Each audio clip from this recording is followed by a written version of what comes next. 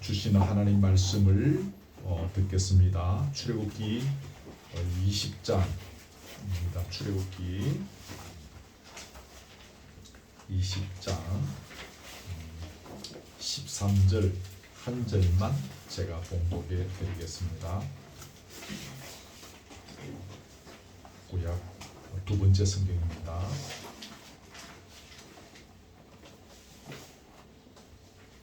20장 13절 한 절입니다. 살인하지 말라. 아멘. 오늘은 순서를 따라서 제6계명에 대해서 생각합니다. 6계명 제가 방금 읽었던 내용인데요.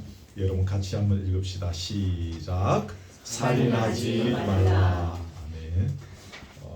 지난 앞에 나누었던 4계명이나 또 5계명 등에 비해서는 현저하게 짧은 그런 구절입니다.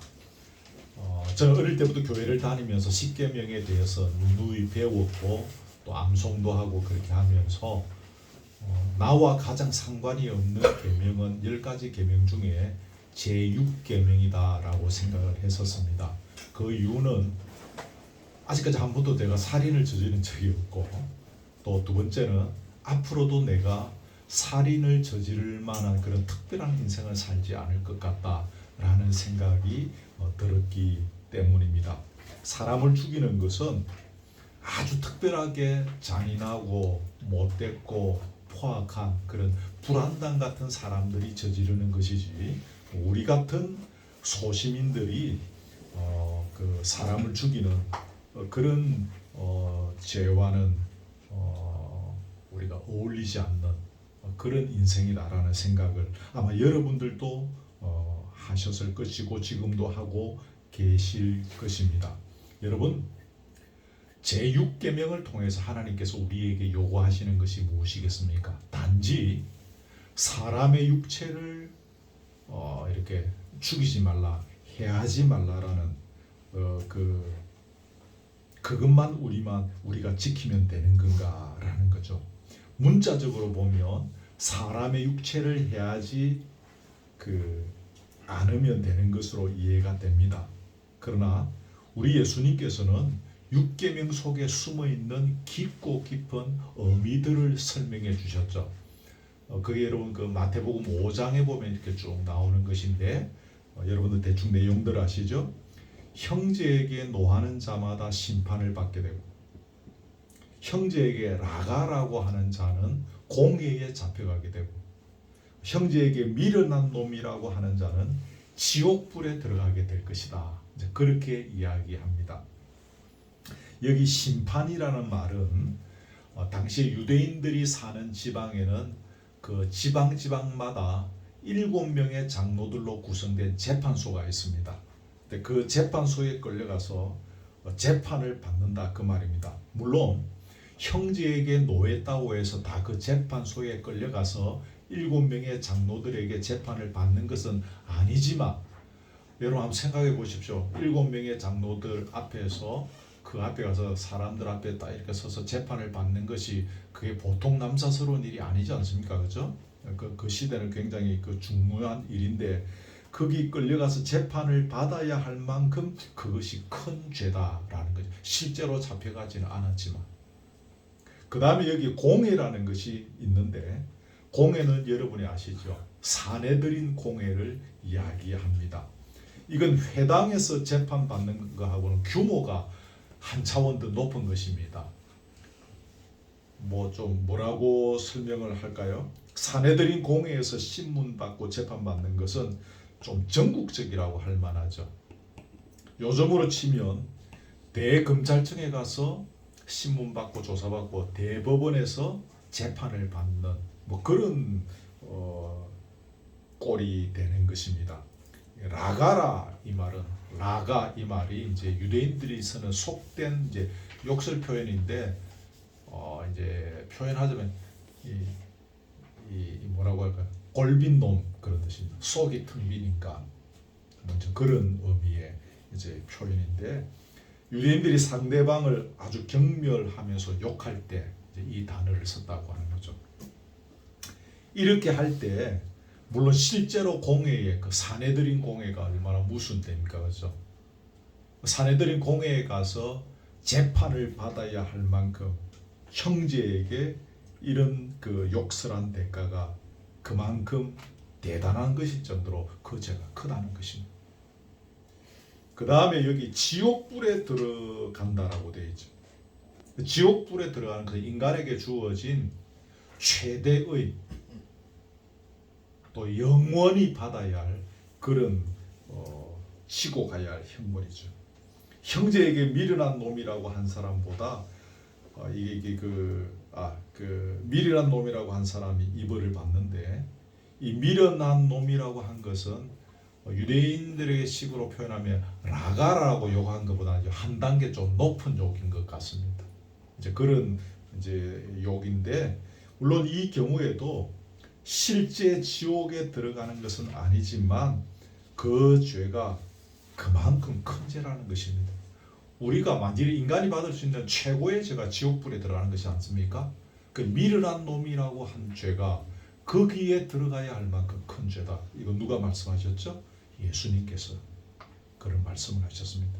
여러분, 우리가 믿는 하나님은 중심을 보시는, 우리의 마음의 동기를 중요하게 보시는 분이십니다. 호되가 멀쩡한 다윗의 7 형들을 다 제끼고 자기 아버지조차 하찮게 생각했던 말지 아들 다윗을 왕으로 선택하신 하나님의 이유가 무엇입니까?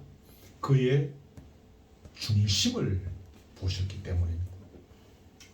그러한 성부 하나님의 뜻을 받들어 이 땅에 내려오신 성자 예수님도 우리 인간들의 중심을 중요하게 보시는, 성부 하나님이 그러셨으니 그 아들이신 성자 예수님도 우리의 중심을 보신다는 거죠.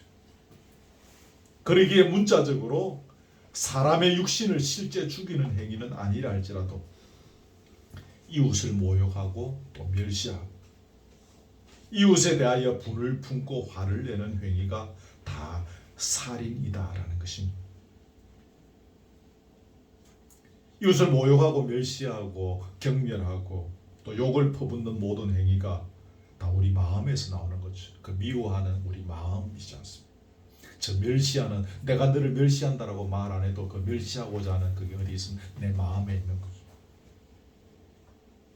그러니까 우리가 이런 마음으로 이웃을 향해서 그런 걸 품는 것 자체가 살인이라는 것입니다. 예수님의 제자 중에 아주 그 중요한 제자였던 사도 요한. 사도 요한도 그의 편지에서 말하기를 그 형제를 미워하는 자마다 살인하는 자다라고 했습니다. 마음으로 형제를 미워하는 것이 살인이다라는 것이죠. 몇 가지 책들을 이렇게 쭉 읽는 가운데 그 어느 대목이 하나 있었던 것이 눈에 들어옵니다. 그게 뭔가 하면, 사람을 죽일 때 칼로 사람을 죽일 때 칼에 사람의 피가 묻지 않습니까? 그 사람을 죽일 때 칼에 묻은 그 피하고 우리의 입술로 이웃을 경멸할 때 우리 입술에 튀긴 이 침방울하고 똑같다는 것입니다. 제가 그 이야기를 들으면서 아주 쇼크를 받았죠. 예수님의 가르침이 이건 거죠. 칼에 묻은 그 피나 우리가 이웃을 경멸하면서 우리 입술에 묻은 이 침이나 똑같은 거라는, 질량으로 칩니다. 그럼 여러분, 왜 마음으로도 살인하지 말아야 하는가? 육체를 살인하지 안 되는 것은 성경의 이야기 안 해도 우리 모든 인류들의 보편적인, 그렇게 하면 안 된다는 상식적인 그런 선이 있습니다. 사람 죽이면 안 된다는, 아이들에게 가르쳐주지 않아도 아이들이 함부로 사람 안 죽이죠. 왜 마음으로도 살인하지 말아야 하는가 합니다. 성경은 살인의 문제를 왜 이렇게 마음의 문제로까지 깊게 다루고 있는가 하는 것입니다. 제가 거기 한 2가지 정도 이유를 적어놨는데, 첫째, 거기 창세기 9장 6절 적어놨습니다. 같이 읽읍시다. 시작. 다른 사람의 피를 흘리며 그 사람의 피도 흘릴 것이니 이는 하나님이 자기 형상대로 사람을 지으셨음이니라. 아멘. 그렇습니다. 우리가 이웃의 육체를 해야서도 안 되고 당연히 또 심지어 마음으로 입술로 이웃을 저주하면 안 되는 이유는 사람이 하나님의 형상대로 창조되었기 때문이다 라는 것입니다. 여러분, 하나님의 형상대로 지음을 받은 것에 대해서 이런저런 이제 그 이론들이 있는데 계획주의 전통에서 그 보편적으로 취급하는 것은 지식의 거룩. 주부에 제가 그것은 따로 안 적어는 요 세 가지 면에 있어서 하나님의 형상을 닮았다라고 계획주의 전통은 이야기합니다. 지식의 거룩. 상식적으로 기억해 놓으시면 좋겠습니다. 지식에 있어서 하나님의 형상대로 지음받았다는 것이 무슨 말인가 하면 인간이 죄를 짓기 전에 인간을 향한 하나님의 계시를 다 이해할 수 있었다라는 의미입니다. 아담이 죄를 짓기 전에 말입니다. 그러니까 아담이 이 지식으로 하나님을 바로 아는 거죠. 우리가 교회 다닌다고 하지만 수십 년 예수 믿었고 저도 맹세히 목사지만 성경대로 성경이 나와 있는 정확한 하나님을 우리가 알지 못하고 살아온 경험들이 많아서 아마 지금도 우리가 모르고 있는 것들이 있고 다르게 잘못 이해하고 있는 것들이 일반적으로 있을 수 있다는 생각이 들 정도로 하나님을 바로 아는 것이 쉽지가 않습니다. 죄를 짓기 전에 아담은 이 지식적인 면에서 하나님을 바로 알았습니다.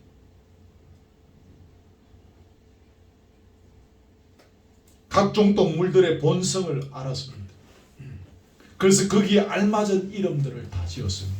그 본성을 알고 거기에 맞는 이름을 다 지었습니다. 특별히 자기 아내의 이름을 하와라고 지었죠. 하와는 생명이라는 뜻인데 이 하와가 모든 산자의 의미이지 않습니까? 모든 산자의 의미인 것을 아담이 아는 거예요. 이 지식으로. 그래서 자기 와이프의 이름을 하와, 생명으로 지은 것입니다. 그래서 그 시절에 아담은 가장 명철한 선지자였다는 것입니다. 하나님의 계시를 다 아니 하나님을 바로 아는 사람이었으니 가장 명철한, 완벽이라는 표현이 좀 어폐가 있었는지 모르겠지만 거의 완벽에 가까운 선지자였던 거죠. 거룩에 있어서 하나님의 형상을 닮았다라고 하는데 거룩은 아시죠? 뭐와 구별되었다. 다시 말하면 여호와를 위하여 구별되었다라는 것입니다. 하나님께서 모세를 통하여 아론과 그의 성소를 성별하셨습니다. 그리고 기름을 부어서 거룩하게 하시고 제사장의 직분을 맡겨서 헌신하게 하셨습니다. 죄를 짓기 전에 아담은 이처럼 거룩했습니다. 모든 일에 있어서 자원하는 마음으로 여호와를 위하여 구별되었습니다. 그래서 전적으로 모세가 세운 그 제사장들처럼 하나님께 전적으로 헌신했던 사람이 아담이었습니다. 그런 의미에서 아담은 진정한 제사장이었던 거죠. 자, 선지자가 나왔습니다. 제사장이 나왔습니다. 마지막 하나가 지식, 거룩한 게 뭐였죠? 의에 있어서 하나님의 형상대로 지음을 받았다. 이것은 하나님께서 정하신 법에 순종하는 데 있어서 하나님의 인정을 받았다는 것입니다. 하나님의 법도에 순종하는 데 있어서 인정한다. 내 너를 인정한다는 것입니다. 이게 의에 있어서 하나님의 형상을 닮았다는 것입니다. 그래서 아담은 다른 모든 피조물을 공의로 다스릴 수 있는 통치권을 위임받았습니다. 그렇죠. 창세기에 보면 나죠. 너 다 다스리라. 통치권을 위임받았습니다. 이런 의미에서 아담은 왕이었죠. 통치할 수 있는 권한을 받았으니까 왕이었습니다. 여러분, 지금 조금 전에 말씀드린 선지자, 제사장, 왕의 이 역할. 근데 인간이 죄를 지음으로 해서 다 잃어버렸습니다. 이 하나님의 형상을 잃어버렸습니다. 그래서 예수님께서 이 땅에 오셔서 예수님이 가진 세 가지 직분 뭡니까? 주일학교 들어요. 선지자, 제사장, 왕이잖아요. 이 직분을 감당하셨습니다. 그래서 잃어버린 하나님의 형상을 우리를 통해서 회복해 하셨던 것입니다. 이런 맥락에서 보면 사람이 하나님의 형상대로 지음받은 것이 얼마나 중요한 문제인지 모릅니다. 굉장히 중요한 의미가 있습니다. 하나님께서 사람을 만들 때 특별히 당신의 손으로 손수 빚어서 만드셨습니다. 다른 피조물들 그렇게 만든 거 있습니까? 사람만 그렇게 하셨어요. 이런 중요한 이유가 있었기 때문에 지식과 거룩과 의에 있어서 하나님의 형상대로 창조하시기 위해서 당신의 손으로 직접 빚어서 만드셨습니다. 그러기에 하나님의 형상대로 지음을 받은 사람의 생명을 함부로 해할 수 없는 것입니다.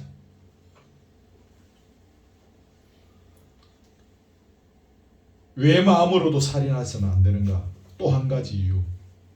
두 번째 뭡니까? 하나님께서 생명의 주인이시기 때문입니다. 다윗이 바세바의 남편 우리아를 일부러 전쟁터에 보내서 그를 이렇게 죽게 했죠. 좋은 말로 하면 전사인데 다윗이 살인을 한 거죠. 하나님께서 나단 선지자를 통해서 이 죄에 대해서 지적하셨습니다. 네 자손 대대로 칼이 떠나지 않을 것이다 예언하셨습니다. 그 위에 이야기도 안 해도 되죠, 그죠? 다윗의 후손들. 바로 다윗의 밑에 아이들이 벌써 막 죽이고 막 그러죠. 겁탈하고.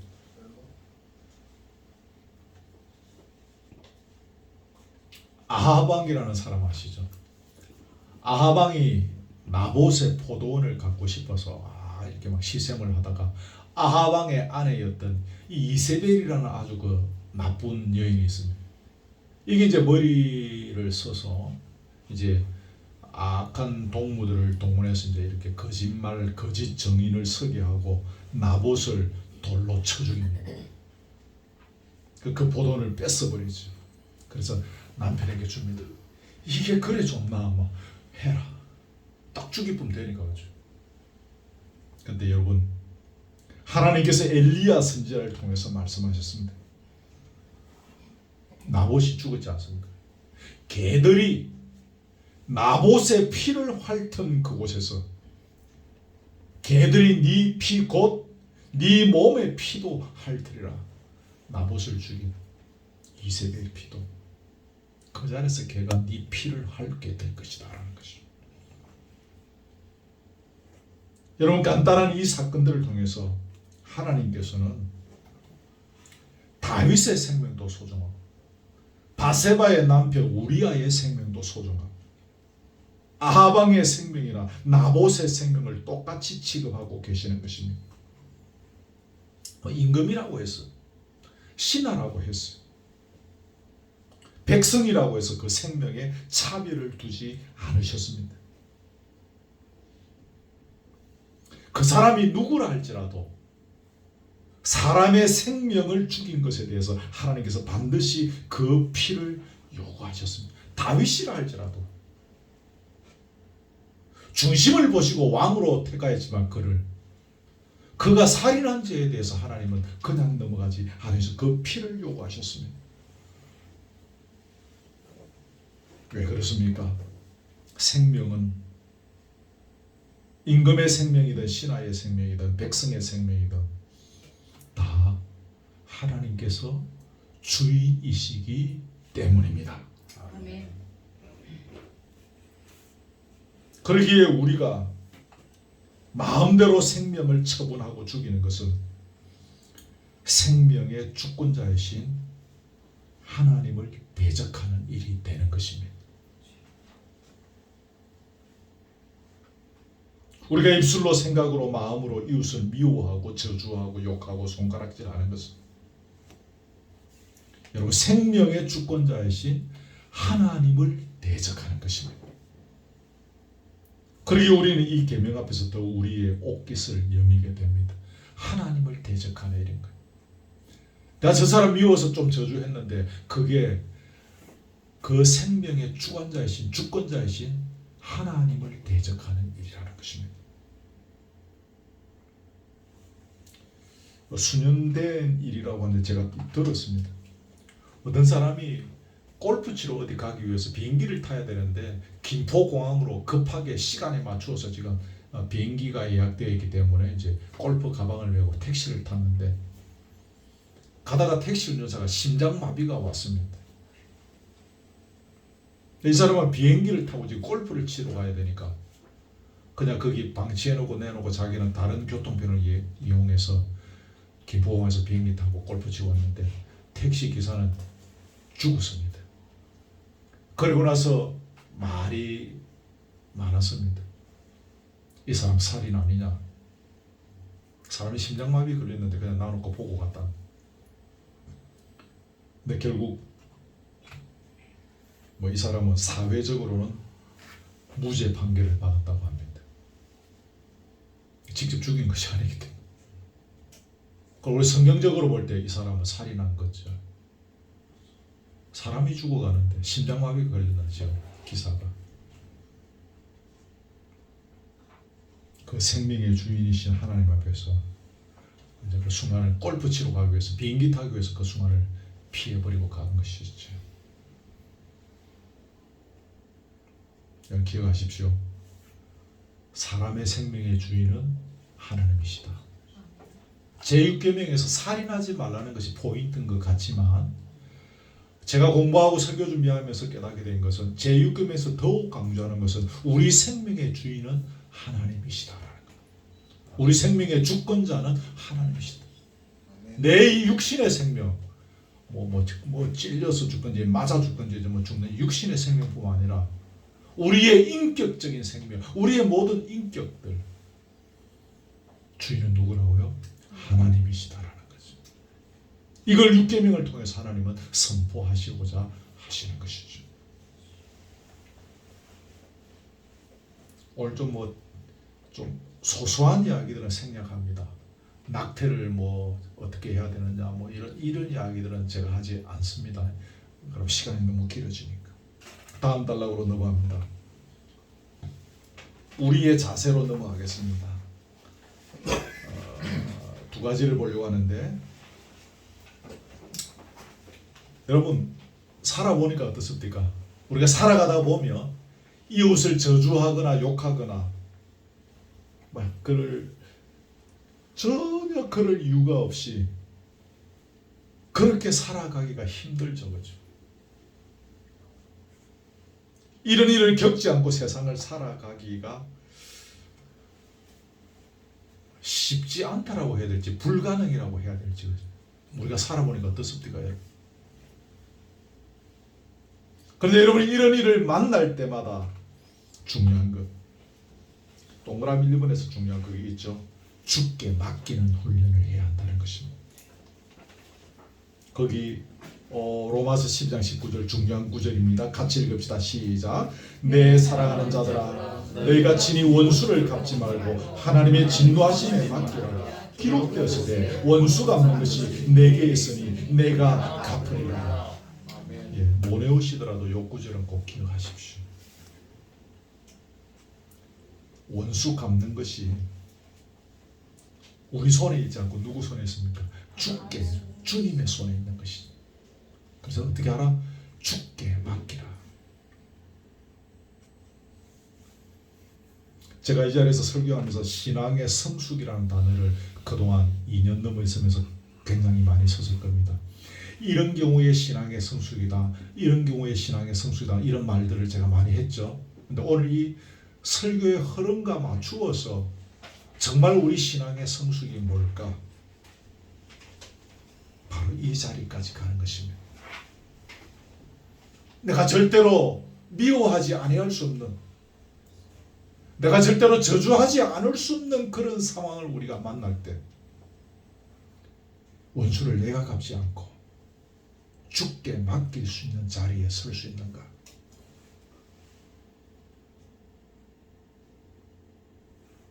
그 자리에 가면 우리 신앙이 성숙한 겁니다. 도사된 겁니다. 뭐 신앙의 단계가 뭐 어쩌 있는가 모르겠는데 흔히 말하는 이게 접신의 단계입니다. 여러분 그렇지 않습니까? 제가 여기까지 살아보고 그동안 수없이 많은 교우들의 형편을 살피면서 제 나름대로 수업에 적어보았습니다. 이 자리에 오르면 우리 신앙이 성숙한 것이다.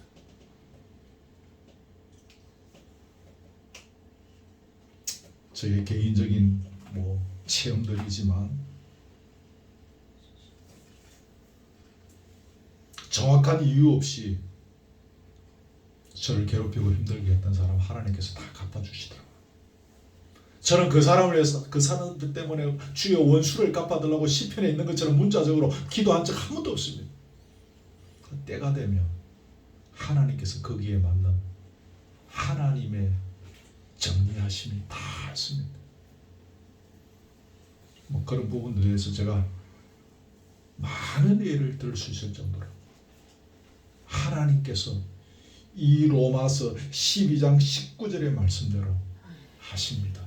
믿으시기를 바랍니다. 복사하는 것이 원수를 갚는 것이 누구 손에? 주의 손에 있다. 믿으십시오. 반드시 때가 되어지면 하나님께서 처벌하십니다. 그래서 우리 손에 하지 말라는 거예요. 원수를 내가 갚는 것은 아까 표현대로 하면 죽게 대적하는 것입니다. 이거 주의 일인데 생명의 주권자이신 주님을 대적하는 거죠. 이 생명을 해하는 것이. 또 원수를 갚는 것도 주님께서 하실 일을 우리가 하는 거니까 주님을 대적하는 것입니다. 두 번째입니다. 우리의 자세 두 번째. 자신을 있는 그대로 수용하고 사랑해야 한다라는 것. 이것도 좀 중요하겠습니다. 여러분, 통상적으로 다른 사람에 대한 이해나 사랑이나 이런 것이 좀 부족한 분들 있죠. 이런 분들의 공통된 특징이 있습니다. 그것은 자신의 상황과 형편을 자기 스스로 잘 받아들이지 못한다는 것입니다. 책에 있는 이야기야. 이런 것들은 제가 목회하다 보니까 자연스럽게 알게 되더라고요. 그렇구나. 그래서 그런 분들은 늘 불평, 불만이 가득한 눈으로 세상을 바라보고 그 눈으로 이웃을 바라보는 것입니다. 그러니 그 입술과 마음으로 이웃에 대하여 시기하고 질투하고 미워하고 멸시하고 심지어 저주하게 되는 것입니다.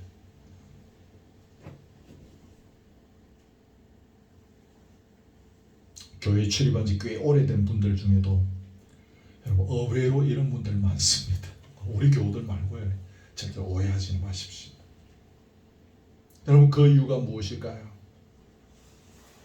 교회를 그렇게 오래 다녔지만 수십 년 교회를 다녔지만 하나님 앞에서 자기가 얼마나 소중하고 아름다운 존재인지를 그때까지 아직까지 모르는 거예요.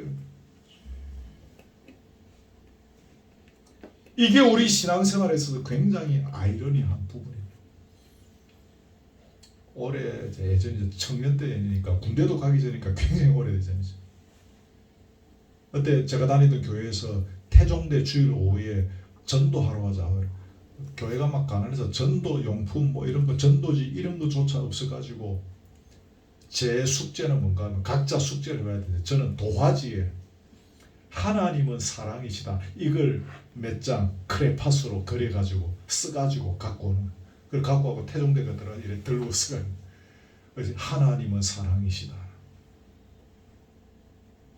우리가 그렇게 하나님은 사랑이시다라고 말하면서 정작 자기 자신이 하나님 앞에서 얼마나 존귀하고 아름다운 존재인지를 모르는 거예요. 참 아이러니한 일이죠.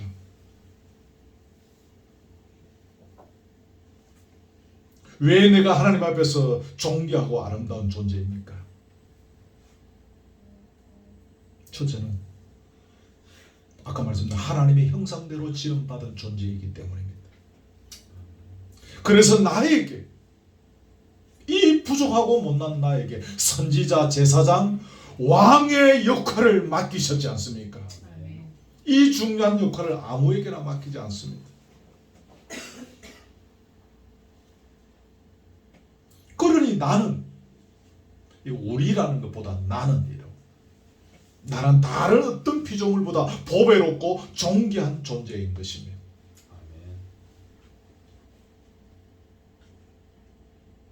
여러분의 각자 또래 중에 여러분보다 훨씬 잘생기고, 여러분보다 공부 잘하고, 여러분보다 실력있고, 여러분보다 돈 많은 분들이 대한민국의 세상에 굉장히 많을 것입니다만은,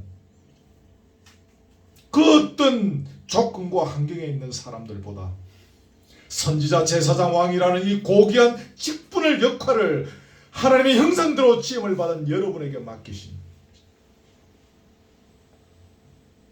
그래서 다른 어떤 피조물보다 보배롭고 존귀한 존재인 것입니다. 여러분이, 저가, 우리가 이걸 나의 고백으로 받아들이는 게 굉장히 중요합니다. 헬라어, 히브리어 많이 알아야 될 것 같고, 루트 책, 칼빈 책, 평신도들도 많이 봐야 되고, 많이 보면 좋겠지만, 목회해 보니까 단순해요. 그건 몰라도 돼요. 읽지 말란 뜻은 절대로 아닙니다. 무시해란 말 절대로 아닙니다. 설교를 끝까지 안 듣고 한 토막만 듣고 와서 딴 데 가서 엉뚱한 이야기. 중요한 것이 이것이더라고요. 칼빈의 책을 원서로 읽고 라틴어 독판으로 읽고 하면 뭐합니까? 이걸 모르는데.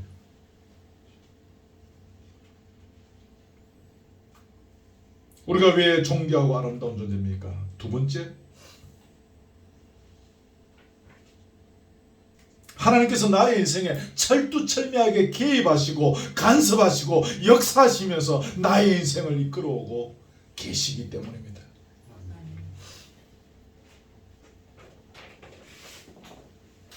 나의 인생을 가장 적합한 나만의 코스로 이끌어 오시는, 이때 하나님은 어떤 하나님? 전지하신 하나님. 나 모든 것을 알고 계시기, 나의 앞뒤의 모든 것을 알고 계시기에 가장 적합한 곳으로 인도하시는, 그때는 전능하신 하나님 되겠죠. 아브라함의 인생은 아브라함의 인생대로 하나님께서 이끌어 가십니다. 야곱의 인생이 아브라함 인생과 똑같습니까? 다릅니다. 이 야곱이 눈치 빠르고 얍삽하고, 우리가 보기에 이 사람은 이 사람대로 하나님께서 그의 인생을 이끌어 가십니다.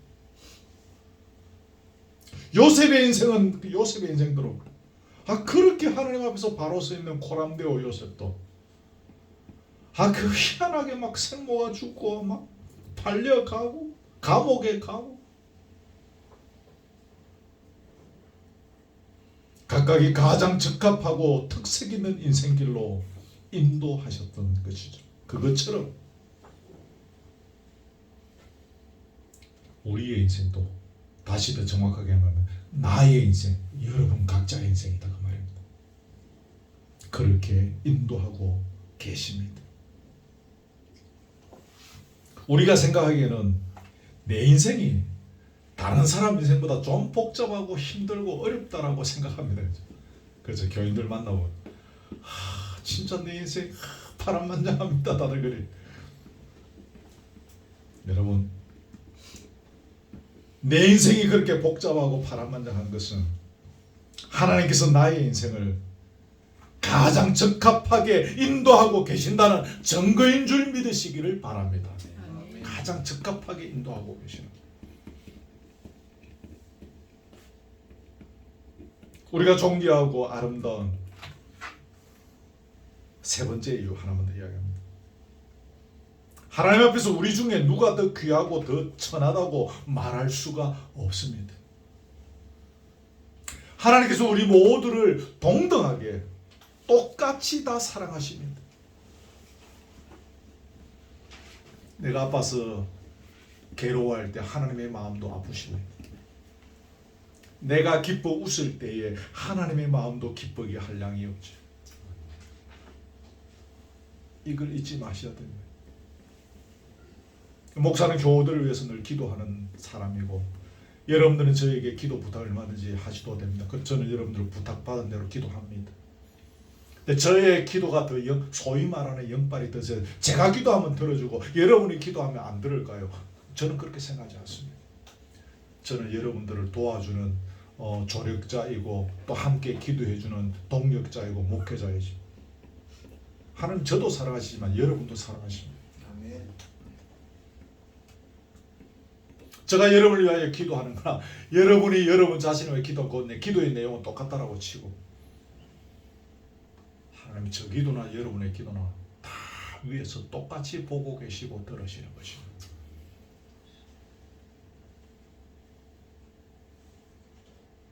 우리 중에 좀 외형적으로 볼 때 예를 들어서 좀 출중할 수가 있습니다. 저는 여러분 앞에서 내 소리는 키가 좀 크다는 거예요. 농담이나마는 각자 우리가, 그러나 여러분, 그래서 저 사람이 좀 더 잘난 것 같고 저 사람이 좀 하나님 앞에 위대한 것 같고 저 사람이 좀 하나님 앞에 쓰임받는 것 같지만 각자의 형편과 처지에 맞추어서 하나님께서 그의 은사에 맞추어서 하나님의 뜻에 사용하시는 거예요. 나는 나대로 하나님께서 가장 적합한 하나님의 뜻에 내 인생을 사용해 가시는 것입니다. 아멘. 그래서 나의 인생은 존귀하고 아름다운 존재인 것입니다. 그래서 내 형편을 처음에 뭐라고 그랬죠? 있는 그대로 받아들이고 수용하는 것이 중요합니다. 아멘. 이게 안 되면 여러분 절대로 교회가 건강할 수 없습니다. 이게 안 되면 아무리 우리가 겉으로 헌신하고 교회를 위해서 으쌰으쌰하고 난리를 피워도 우리 마음속에 이게 안 되면 건강해질 수 없습니다. 교회는.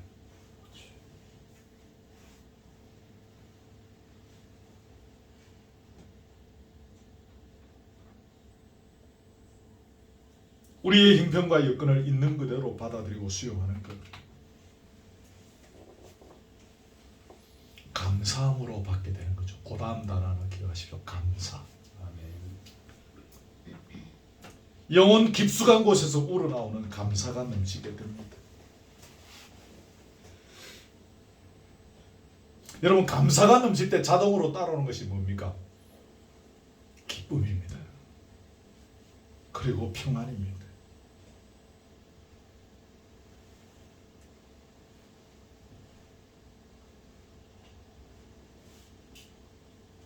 모든 주일 준비를 끝내고 토요일 저녁에 거루터기 교회 마당에 앉아 있을 때만큼 제가 평안할 때가 없어요. 평안합니다. 누가 준 것도 없는데 기쁩니다. 그래서 사도 바울은 고통 중에 있으면서도 늘 기뻐했고 그의 심령은 하늘의 평안으로 흘러넘쳤던 것입니다. 우리가 이런 신앙의 상태에 있을 때 나 자신을 있는 그대로 수용하고 사랑할 수 있을 뿐만 아니라 내 이웃을 있는 그대로 사랑하고 수용하고 받아들일 수 있게 되는 것입니다. 내가 안 되는데 남을 받아들일 수 있습니까? 안 되는 거죠. 이웃의 결점과 약점과 단점도 그리스도의 마음으로 포용할 수 있게 됩니다. 이게 빌립보서 2장에서 이야기하는 뭔가 그리스도 예수의 마음. 너희는 이 마음을 본받으라. 곧 그리스도 예수의 마음이니.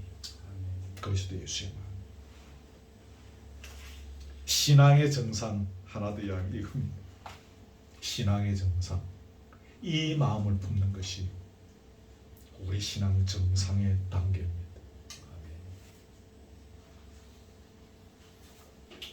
다음 단락으로 넘어갑시다. 이 계명을 준수하기 위한 좀 더 적극적인 방안들이 무엇일까? 처음에는 아까 말씀드린 대로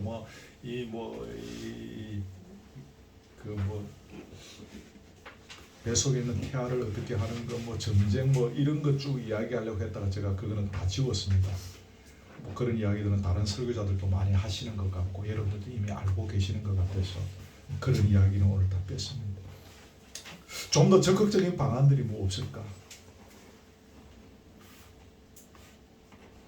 그것은 단지 사람의 생명이나 인격을 해하지 않으면 된다라는 수준에 머무는 것이 아니라 사람의 생명을 존중하는 모든 일들을 좀 더 우리가 적극적으로 행하는 것입니다.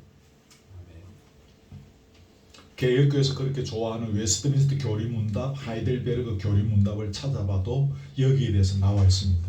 제가 빠르게 읽어드릴게요. 모든 합법적인 노력으로 자기 자신과 다른 사람의 생명을 보존해야 한다. 하면 안 된다로 끝나는 것이 아니라 뭡니까? 모든 합법적인 노력으로 자기 자신과 다른 사람의 생명을 보존해야 한다는 것입니다. 하이델베르크에도 보니까요, 우리 이웃을 자기 자신처럼 사랑하여, 거기 보니까 인내, 화평, 온유, 자비, 친절을 보이고, 우리가 할 수 있는 모든 것들을 통해서 그들을 해악으로부터 보호하고 심지어 원수에게도 선을 행해야 한다라고 기록되어져 있었습니다.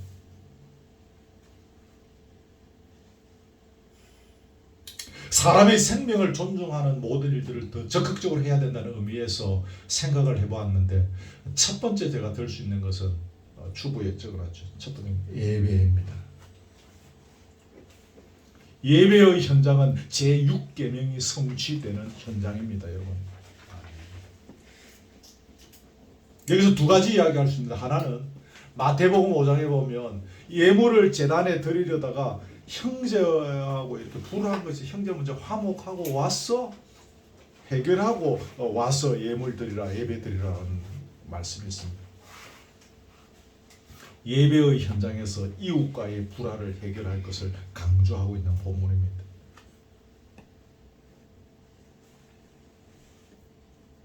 이 말씀을 따라서 우리가 성경이 가르치는 바른 예배를 드림으로써 6계명을 지킬 수 있습니다. 또 동시에 6계명을 지킴으로써 예배를 바르게 드릴 수 있는 효용도 있습니다. 그렇죠. 이 제6계명은 예배와 뗄 수 없는 불가분의 관계를 갖고 있습니다. 예배를 이야기할 때 하나만 더 이야기합니다. 제가 두 개라고 했죠.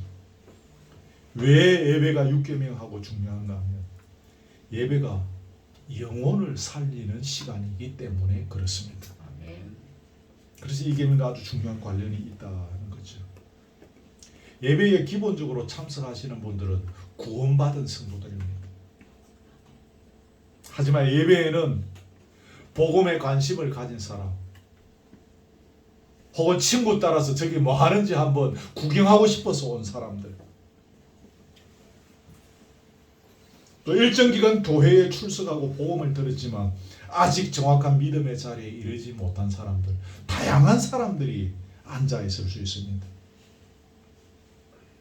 이런 모든 사람들에게 있어서 예배는 영혼을 살리는 시간입니다. 예배를 통해서 아직 거듭나지 아니한 사람, 회심의 자리에 서지 아니한 사람이 복음을 깨닫고 회심하는 역사가 일어납니다. 또 이미 믿음의 자리에 섰지만 삶의 여러 가지 이유로 믿음의 나태한 자리 혹은 낙심의 자리에 있던 사람들이 다시 예배를 통해서 힘을 얻고 회복하고 눈물을 회복하는 역사가 일어나는 것입니다. 그래서 예배는 뭡니까? 죽은 영혼을 살리는 시간인 것입니다. 그래서 6계명을 성취하는 현장이 예배입니다. 여러 가지 소소한 이야기들 중에 하나가 아까 뭐 낙태 이런 것 중에 하나가 또 자살 뭐 그런 것도 있죠. 그 이야기는 다 하려고 하지 않는데요. 요즘 스스로 목숨을 끊는 분들이 많아졌습니다. 자살률이 OECD 국가 중에 단연 1위죠. 예전에는 그 한 시간당 몇 명이 자살한다는 그 통계가 있었는데 근자에 나온 통계는 그거보다 숫자가 더 높더라고요. 더 많이 스스로 목숨 끊는 것을 택한다는 거죠. 교회 나와서 예배에 참여하고 있는 사람 중에서도 자살을 생각하는 사람들이 얼마든지 있을 수 있습니다. 그래서 유명 연예인들이 그러한 일로 해서 장례를 칠 때 TV에 이렇게 보면 그 앞에 뭐 성도 누구누구, 집사 누구누구, 그리고 십자가 이렇게 있는 것들을 저와 여러분들 이미 많이 보아서 알고 있지 않습니까? 믿는 사람들도 많이 그렇게 하는구나. 예배 시간에 앉아서 그런 생각을 하시는 분들도 많이 있구나. 제가 그런 거 안 봐도 압니다. 신방 해보면 제가 다 압니다. 근데 우리가 예배에 최선을 다함으로 내가 그런 지경에 처해 있다면 내가 살고, 내 옆 사람이 그런 지경에 있다면 내가 함께 예배를 열심히 최선을 다해서 드리는 가운데 그 사람의 영혼을 살리는 것입니다. 그래서 예배가 중요한 것입니다. 육개명하고 너무너무 밀접한 관련이 있는 것입니다. 그래서 우리는 예배를 귀하게 여겨야 합니다. 예배를 준비하고 사모하는 마음으로 한 주간을 기다리고 예배를 위해서 기도하고 예배 시간에 최선을 다해서 집중해야 합니다. 그게 내가 살고 이웃을 살리는 비결입니다. 제6계명을 지켜가는 일인 것입니다.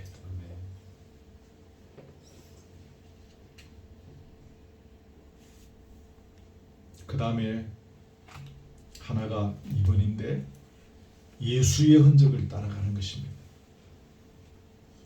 예수님은 6계명을 지키는 일에 있어서 모범을 보이셨습니다. 죽어가는 사람 살리죠. 공생의 기간 동안 수많은 병자들을 고치셨습니다. 죽을 문턱에 있는 자들도 건져내시고 심지어 죽었던 자들도 살리셨습니다. 그리고 예수님은 영혼을 구원하심으로 6계명을 지키셨습니다. 그런데 예수님께서 영혼을 구원하시는 방법은 좀 특이했습니다. 어떻게 특이합니까? 자신이 죽음으로 타인의 영혼을 구원하시기 위해서 자신의 목숨을 버리는 독특한 방식을 취하셨습니다. 이웃을 살리고 형제를 살리기 위해서 내가 죽는 방식을 택하신 것입니다. 이웃을 내 몸과 같이 사랑하라고 하신 말씀을 스스로 실천하셨습니다. 우리 이 사실을 지적으로 받고 마음의 감동으로 받는 수준에 끝나면 안 됩니다. 우리도 실제 그렇게 살아가야 합니다. 표현에 조금 어폐가 있을 수 있겠는데요. 내가 다 안 죽고 100% 안 죽고 조금만 한 30%만 죽어도 이웃과 형제를 살릴 수 있는 일이 참 많습니다. 목회를 해보면 그런 생각이 들 때가 많습니다. 저분이 다 안 죽어도 조금만 죽어도 우리 교회가 살 것 같은데 왜 저러시지? 그런 경우들이 많았습니다. 여러분들 아닙니다. 여러분들 아니에요. 이 땅의 교회의 비극은 자신을 죽이심으로 우리를 살리신 예수를 믿는다고 모여가지고 정작 우리들은 안 죽는 것입니다. 이게 이 땅의 비극입니다. 교회의 비극인 것입니다. 마지막 세 번째입니다. 사람의 인격을 존중하는 것입니다. 왜 이것이 중요한가 하면 사람을 차별하는 것이 인격적 살인에 해당되기 때문입니다. 야고보서 2장에 찾아보면 사람을 차별하여 대하지 말라고 했습니다. 거기 보면 금가락지 끼고 아름다운 옷을 입고 회당에 오는 사람이 있고 남루한 옷을 입고 오는 이런 그 가난한 사람들이 들어왔을 때 차별하지 말라고 했습니다. 우리 예수님도 차별하지 않으셨습니다. 삭개오는 부자였죠, 그죠? 부자였던 삭개오의 집에도 찾아가시고 나사로는 거지였죠. 거지였던 나사로에게도 은혜를 베푸셨습니다. 세리 마태의 집에서 죄인들과 함께 식사하셨습니다. 어린아이들이 예수님께 나오는 것을 막지 말라 했어요. 왜 아이들이 내게 오는 것을 막느냐?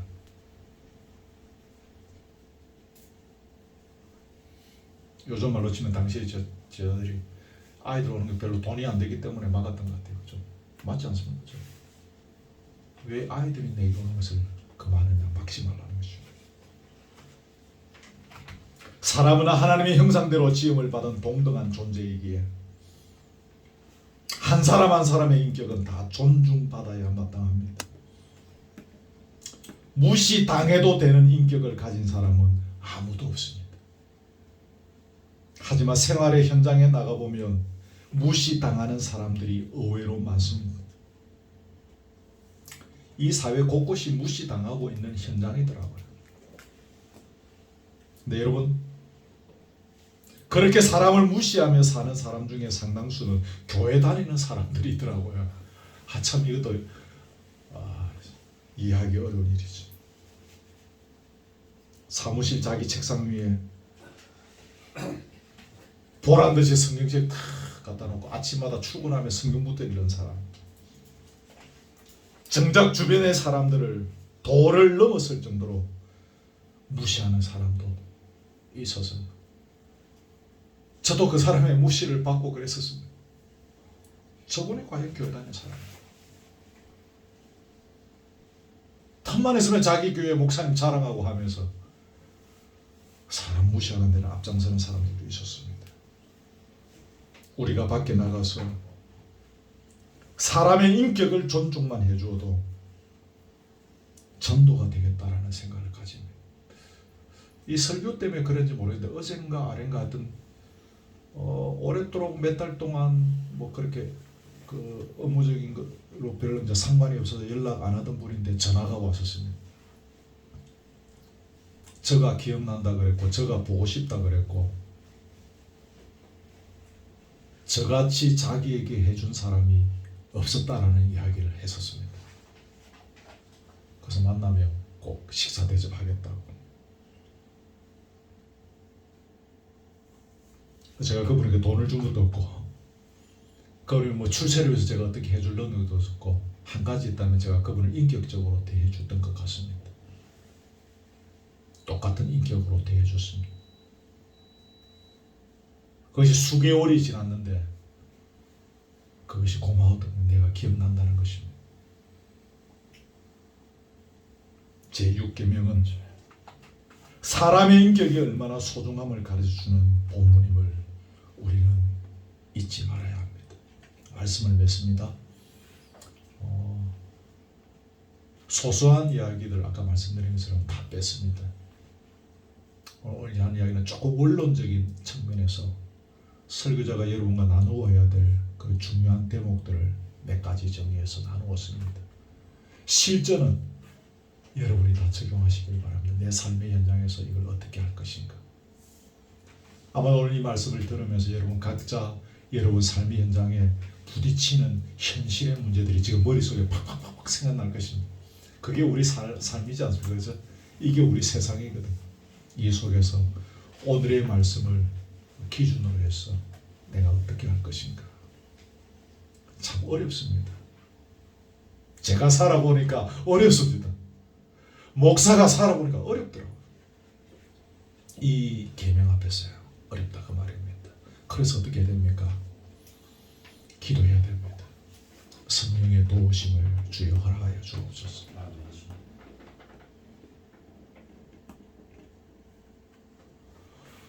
이 표현 죄송합니다. 저놈 저 인간 하나님 내가 저거 반드시 내가 살아있을 동안 내가 저놈을 우리 그런 생각 들 때 있습니다. 우리에게 그토록 악을 행하는 자들이 있습니다. 하나님 오늘 내가 말씀을 따라서 내 힘으로는 불가능하나 성령의 인도하심으로 내가 말씀대로 서기를 원합니다. 기도할 수밖에 없는 거죠. 예배의 현장에서 우리 각각의 삶의 현장에서 6계명이 성취되는 은혜가 있기를 주님의 이름으로 축복합니다. 아멘. 자, 우리 찬송합시다. 오늘은 찬송가 449장입니다.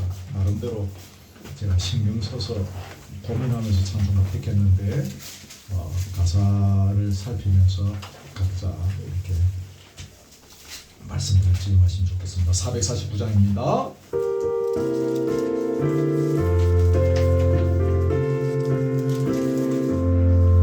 예수 따라가며 복음 순종하며 우리 행할 길 완하겠네. 주를 의지하며 순종하는 자를 주가 늘 함께 하시리라. 의지하고 순종하는 길을 예수 안에 즐겁고 복된 길이로다.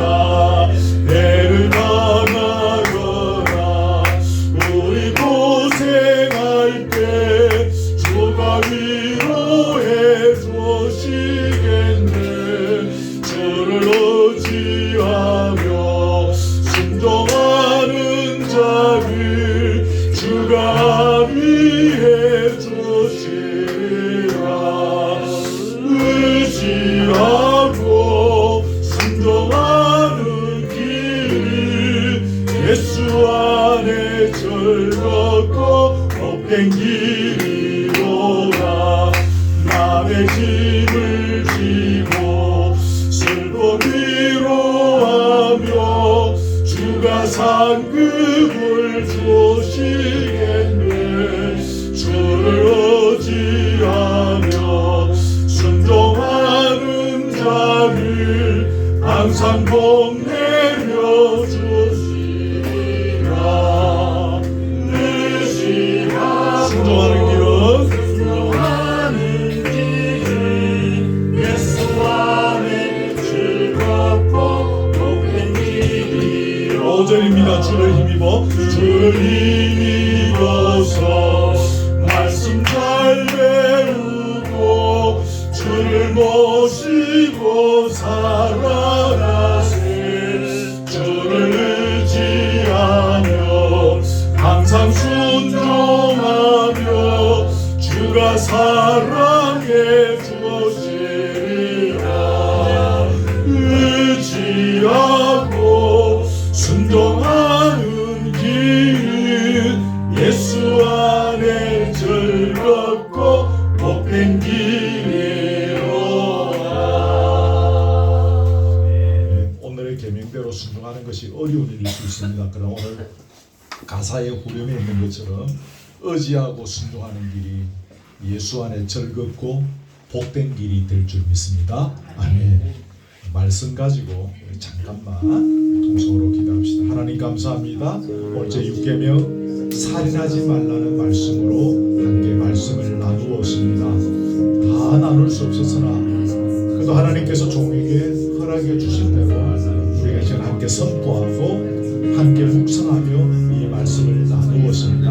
우리 아버지 하나님, 더 많이, 더 깊이, 더 세밀하게 우리 각자가 우리의 삶의 현장에 오늘의 말씀을 잘 적용할 수 있기를 원합니다. 지적으로 알고 내 가슴에 감정적으로 감동이 된 것으로 끝나지 않게 하시고 오늘의 이 말씀이 우리의 삶의 현장에서 이모로 저모로 잘 적용이 되어질 수 있도록 우리에게 눈을 열어 주옵소서. 우리에게 지혜를 다하여 주옵소서. 우리에게 믿음을 다하여 주옵소서. 원수를 갚는 것이 주의 손에 있으니 주께 맡기라 하셨으니 이 말씀도 믿을 수 있는 믿음을 우리에게 허락하여 주시고 온전히 주께 맡김으로 마음의 평안과 위로와 기쁨과 감사가 넘치는 인생이 되어지기를 원하옵나이다. 생명을 귀하게 여기고 특별히 이 계명을 잘 지키기 위해서 하나님께서 내게 주신 것에 대해서 감사하고 자족하며 또 기뻐하며 또 하나님께서 얼마나 나를 사랑하시며 내게 은혜를 베푸시며